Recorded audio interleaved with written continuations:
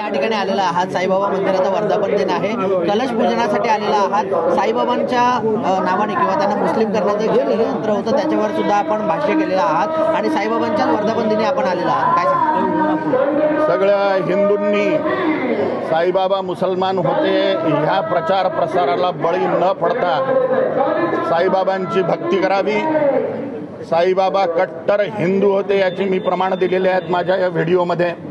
जन्मानी आणि कर्मानी साईबाबा हिंदू होते. हिंदू संस्कृतीतच हिंदू धर्मातच साईबाबांचा जन्म झालेला आहे याचे मी प्रमाण दिलेले आहेत माझ्या व्हिडिओमध्ये. सगळ्या हिंदूंनी त्या षडयंत्राला बळी न पडता कट्टर हिंदू राहून साईबाबांची भक्ती करावी आणि स्वतःचा उद्धार करून घ्यावा. आज वर्धापन दिनात सांगून द्या त्यांना बंद करा म्हणा. वर्धापन दिनाने केलेलं वक्तव्य भाजप देखील सांगते मात्र अजून देखील पुन्हा दाखल झालेला आहे. छत्रपती शिवाजी महाराजांनी केलं वक्तव्य अगोदर देखील संभाजी महाराजांबद्दल अनेक त्यांनी वक्तव्य केलं. कसं होतं इतिहास छत्रपती शिवाजी महाराज, छत्रपती संभाजी महाराज आणि आपले जितकेही महान पुरुष आहेत ज्यांनी हिंदुत्वाचं रक्षण केलं त्या लोकांचा जे लोक अपमान करतील त्यांची सगळ्या हिंदूंनी मुडक्या छाटल्या पाहिजे आणि काली मातेला त्याची माळ घातली पाहिजे. अशा लोकांना हाच दंड आहे जो हिंदूंच्या महापुरुषांचा अपमान करत असते. खास करून ज्या लोकांना आत्महत्या करण्याची हौस आलेली आहे त्यांनी स्वतःचं जीवनाचं सार्थक करत अशा लोकांच्या मुंडक्या उतरवान मग जीव द्या स्वतःचा. याच्यातच हिंदूंचं कल्याण आहे. नुसतं जीव देऊन स्वतःच्या जीवनाचं सार्थक होणार नाही तर अशा लोकांचे बळी घेऊन स्वतः मरणे, फासावर लटकणे हे कितीतरी पटीनं श्रेयस्कर आहे. मात्र महाराजमध्ये पाहायला गेलं तर गेल्या काही दिवसापासून आग लागणे, चेंगराचेंगरी होणं, कुठंतरी व्यवस्था नीट केल्यामुळे तिकडे मी स्वतः जाऊन आलेलो आहे. व्यवस्था एकदम चोख आणि उत्तम आहे. हिंदू धर्मद्रोह्यांचे षडयंत्र आहेत. मी स्वतः तिथं राहून आलेलो आहे. कुणी ते केलेलं आहे त्याचे सगळे व्हिडिओ व्हायरल झालेले आहेत. त्यांची धरपकड चालू आहे. चांगलं ठोकणं चालू आहे या लोकांना. सत्य सगळ्या हिंदूंसमोर येईल. सगळ्यांचे आता तिन्ही अमृत स्नान संपन्न झालेले आहेत तरी ज्योतिषीय दृष्टिकोनातून कुंभमेळा संपलेला नाही. सगळ्या उरलेल्या हिंदूंनी तिथं जाऊन स्नान करावं, पुण्यप्राप्ती करून घ्यावी असं मी आवाहन करतो सगळ्या हिंदू लोकांना. गेल्या काही दिवसापासून पाहायला गेलं तर संजय राऊत वक्तव्य आहे की जात नाहीये. कुठेतरी कामाख्या देवीला जे ठेवलेले आहे काळी जादू केली असं त्यांचं म्हणणं आहे. संदर्भातलं गेल्या काही दिवसापासून वक्तव्य सुरू आहे. आपापले मत आहेत, आपापले विचार आहे. कोणी कशाला भीतं, कोणी कशाला भीतं, पण हे सगळे दुसऱ्यांचे वक्तव्य आहे. फडणवीस साहेबांनी असं काहीही वक्तव्य केलेलं नाही आहे. दुसऱ्या कोणाच्या सांगण्यावर काही विशेष विश्वास ठेवण्यासारखं नाही. तंत्रमंत्र असतात, जादूटोणे असतात, याच्यात काही संशय नाही. जगदंबेचे प्रताप आहे. जगदंबा कालिका परमेश्वरीचे, कामाख्या देवीच्या महान सिद्धी आहेत, याच्यात काही संशय नाही. पण कोणी अशा प्रकारचे काही करत असतील तर ते त्यांच्या प्रायव्हेट गोष्टी आहेत आणि अशा गोष्टी हास्यास्पदही आहे की कोणी कोणाच्या बंगल्यावर नाही चाललं, हसण्यावर नेल्या पाहिजे. अशा गोष्टी याला काही आधार वाटत नाही. दिल्ली राजधानीमध्ये भाजपची सत्ता आहे आणि भाजपची यंदा सत्ता आली. समजलंच नाही प्रश्न. पार्टी पराभव झालेला आहे. दिल्लीमध्ये भाजप आलेला आहे. आला का चुनाव? भाजप आलेले आहे. बधाई हो, भाजपाला बधाई हो.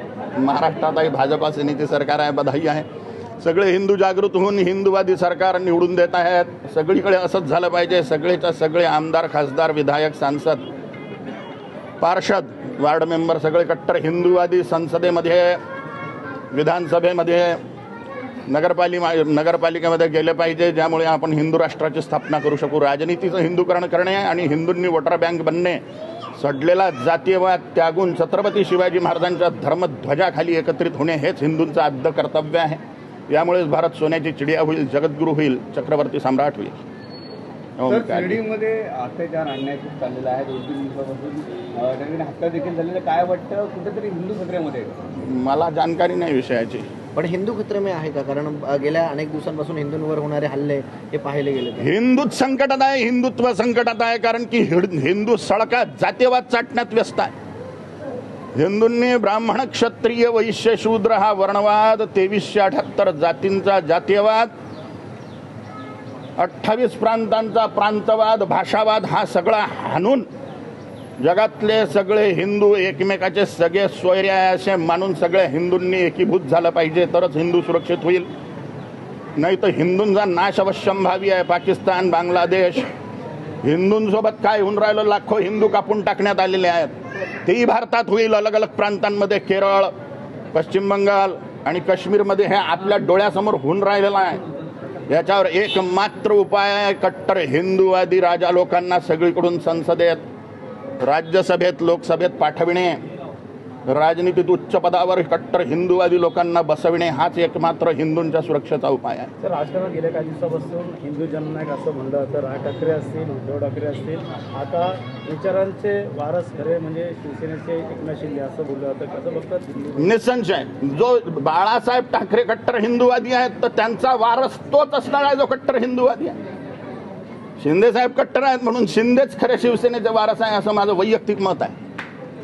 पण गेल्या काही दिवसांपासून शिंदेची शिवसेना खरी की ठाकरेंची शिवसेना खरी असे वाद चालू आहेत. तुम्हाला काय वाटतं? वाद काही असो, माझं वैयक्तिक मत एकनाथ साहेब शिंदेचीच शिवसेना आहे, याच्यात काही संशय नाही. कारण की कोणताही पक्ष विचारावर चालत असतो. शिवसेनेचा विचार कट्टर हिंदुत्व आहे, हिंदू राष्ट्र आहे आणि शिंदे साहेब त्याचे प्रतिनिधी आहेत. हे माझं वैयक्तिक स्पष्ट मत आहे. व बोर्डाच्या जमिनी आहेत, या जमिनी आता हस्तांतर केल्या किंवा मग त्या जमिनीचं सरकार घेणार आहे, काय सांगायला संदर्भात? चला, हिंदूंसाठी सनातन बोर्डाची स्थापना झाली पाहिजे आणि ज्या हिंदूंच्या जमिनी बळकावल्या गेलेल्या आहे वक्फ बोर्डाकडून त्या मूळ मालकांना